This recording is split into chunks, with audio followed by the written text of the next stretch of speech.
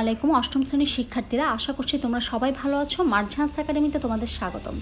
আজকে তোমাদের সমাজ বইয়ের পরবর্তী টপিক নিয়ে আলোচনা করব। গত ক্লাসগুলো তোমরা যারা দেখোনি অবশ্যই প্লেলিস্টে গিয়ে ক্লাসগুলো দেখে আসবে। আমরা পড়াচ্ছিলাম তোমাদের বাংলাদেশের মুক্তিযুদ্ধ সম্পর্কিত চ্যাপ্টারটি। আচ্ছা, সো দেখো, আজকে আমরা পড়ব 25শে মার্চ নারকীয় হত্যাযজ্ঞ। 25শে মার্চ কালো রাতে যে হত্যাযজ্ঞ চালানো হয়েছিল সেই বিষয়ে হচ্ছে আজকে আমরা পড়ব। পাকিস্তানি সেনারা 1971 সালে 25শে মার্চ রাতে তৎকালীন পূর্ব পাকিস্তানের যে গণহত্যার অভিযান চালিয়েছিলেন তার নাম ছিল অপারেশন সার্চ লাইট।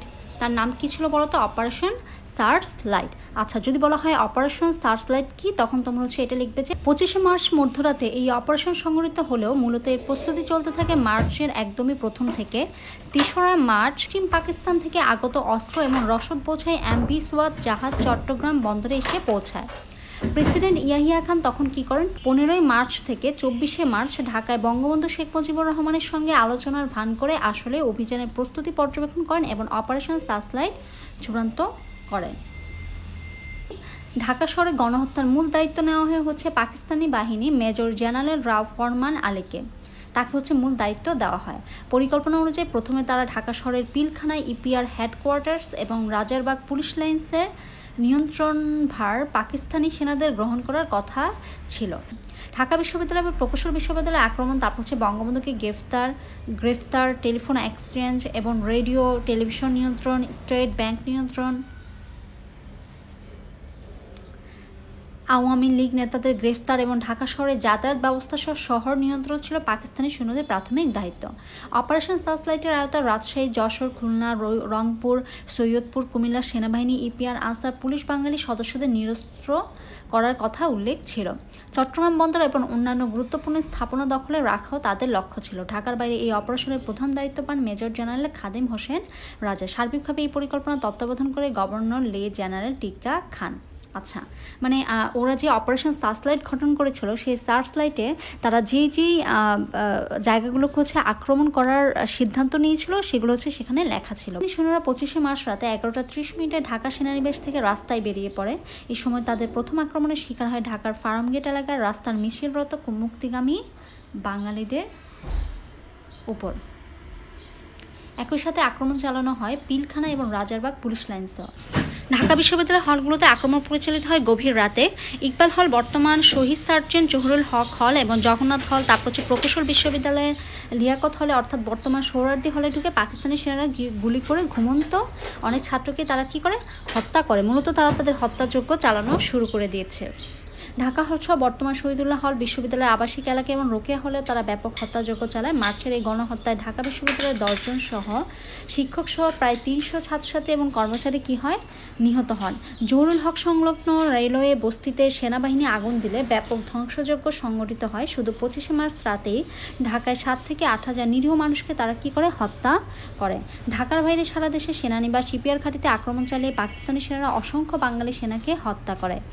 এভাবে আক্রমণের শুরুতেই পাকিস্তানি বাহিনী পরিকল্পনা অনুযায়ী দেশের পুলিশ, ইপিআর ঘাঁটিগুলোর উপর তাদের কর্তৃত্ব প্রতিষ্ঠা করে। এসব এলাকায় বহু নিরীহ লোককে তারা হত্যা করে। অপারেশন সার্চলাইট পরিকল্পনা অনুযায়ী 25শে মার্চ রাত 1:30টায় 26শে মার্চের প্রথম প্রহরে বঙ্গবন্ধুকে তার ধানমন্ডি 32 সড়কের বাসা থেকে কি করে? পাকিস্তানি বাহিনীরা গ্রেফতার করে।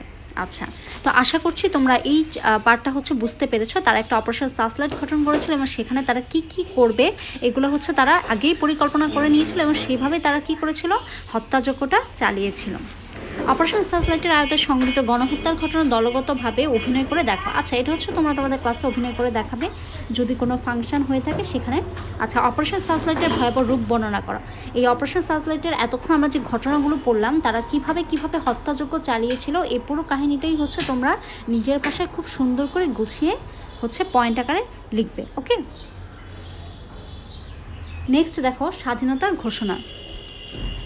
26শে মার্চের স্বাধীনতার ঘোষণা ছিল মুক্তিযুদ্ধের ইতিহাসে সবচেয়ে গুরুত্বপূর্ণ ঘটনা। 25শে মার্চ রাতে পাকিস্তানি সামরিক বাহিনীরা পরিচালিত অপারেশন সার্চলাইটের পর রাজনৈতিক সংকট এবং নেতৃত্ব শূন্য অবস্থা চলছিল। এমন পরিস্থিতিতে তৎকালীন মেজর জিয়াউর রহমান মৃত্যুর ঝুঁকি নিয়ে 26শে মার্চ তারিখে চট্টগ্রামে কলরঘাট বেতার কেন্দ্র থেকে তিনি কি করেন? স্বাধীনতা ঘোষণা দেন। মেজর জিয়াউর রহমান। 25শে মার্চ রাতে যখন এই ঘটনাগুলো হয়, তার পরবর্তীতে 26শে মার্চে হচ্ছে স্বাধীনতার ঘোষণা দেওয়া হয়। এরপর 27শে মার্চ তারিখে বঙ্গবন্ধু শেখ মুজিবুর রহমানের পক্ষে আবারও স্বাধীনতার ঘোষণা দেন। তার এই ঘোষণা সর্বস্তরের মানুষের মধ্যে প্রচণ্ড আশা এবং উদ্দীপনার সৃষ্টি করে।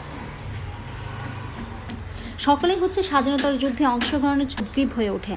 যুদ্ধের প্রাথমিক প্রস্তুতি বিক্ষিপ্তভাবে শুরু হলেও ক্রমান্বয়ে এটি হচ্ছে জনযুদ্ধরূপে রূপ নেয়। এদেশের সর্বস্তরের মানুষ, তোমার কৃষক, শ্রমিক সহ ছাত্রদের সঙ্গে সেনাবাহিনী, ইপিআর, পুলিশ এবং আনসারে কর্মরত বাঙালিরা হচ্ছে এই যুদ্ধে অংশ নেয়। প্রায় দীর্ঘ 9 মাস রক্তক্ষয়ী যুদ্ধের শেষে বাংলাদেশ হচ্ছে একটা স্বাধীন দেশ হিসেবে আত্মপ্রকাশ করে।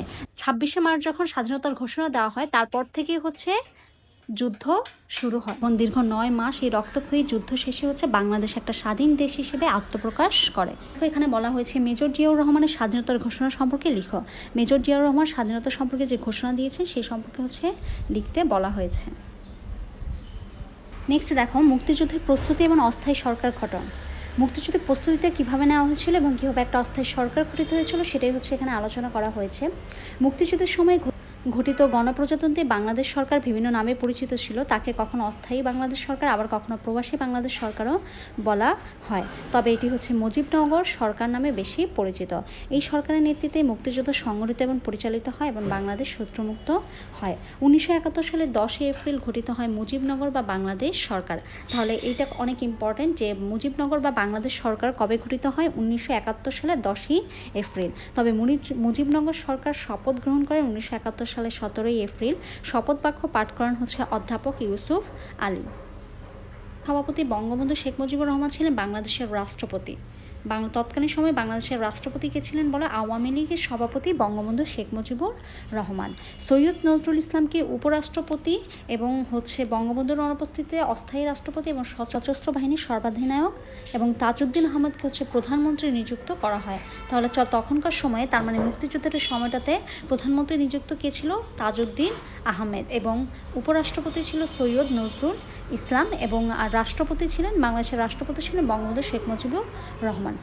ওকে, এই লাইনগুলো হচ্ছে ইম্পর্টেন্ট। তারপর দেখো অন্য 3 জন মন্ত্রী যারা ছিলেন। অর্থমন্ত্রী কে ছিলেন? অর্থমন্ত্রী ছিলেন মনসুর আলী। স্বরাষ্ট্র, ত্রাণ এবং পূর্ব নির্বাচন মন্ত্রী ছিলেন AHM কামরুজ্জামান, এবং পররাষ্ট্র এবং আইনমন্ত্রী ছিলেন হচ্ছে খন্দকার মোস্তাক আহমেদ। এই লাইনগুলো ইম্পর্টেন্ট, এগুলো হচ্ছে তোমরা মনে রাখবে। ওকে, বাংলাদেশ সরকার মুজিবনগর সরকারের যে কার্যক্রমটা কী ছিল, এটাকে হচ্ছে 2 ভাগে ভাগ করা হয়েছে। একটা হচ্ছে বেসামরিক আর একটা হচ্ছে সামরিক।